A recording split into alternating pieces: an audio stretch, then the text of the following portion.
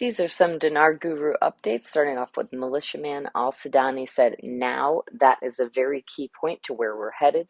He comes back to a little bit later and he said the dinar is going to be a little bit stronger. He implies 1.5 times. Be careful how you think about that. Some of the folks out there seem to think that means $1.50, but he's talking about the official exchange rate 1310, which equals approximately 0.0076336. But when he says 1.5 times, that's a total different equation because currencies are valued in reciprocals. What's 1.5 times 0.0076336 turns out to be 0.0015405. Breitling questioned what is Iraq's number one goal. Breitling says they're sitting so good, it's unbelievable because their goal is to get more customers, sell more products. Think Iraq Inc., the company, and there is nothing but multiple doors in front of them. They can do it in oil, they can do it in natural gas, they could do it in gold if they wanted to, they can trade in the US dollar, they can trade in other currencies, they can build a massive foreign currency reserve with other currencies. They don't need the US dollar, they want it because we're the big boys on the block and they can trade in other currencies. It will diversify them. Frank 26 Firefly Bank friend said, what you are seeing right now is the battle to get the official exchange rate in dollar to close the gap between the two of them.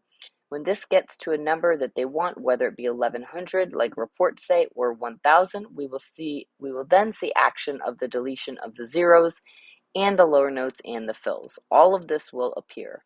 All goods and services have already gone to dinars. We have no choice now.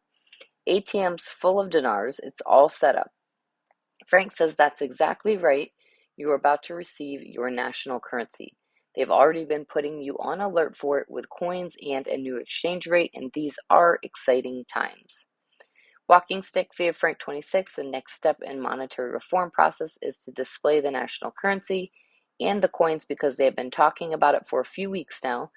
The citizens are ready, and that's why the CBI has put the tender request out, print more now.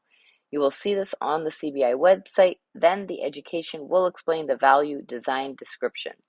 The history of the country will be on the new currency, and they will explain all of this to the citizens. They will show them the colors of all the different denominations, security features of the new small category notes. It will not be a celebration, but it will be known to the international world that Iraqi Dinar has now joined them.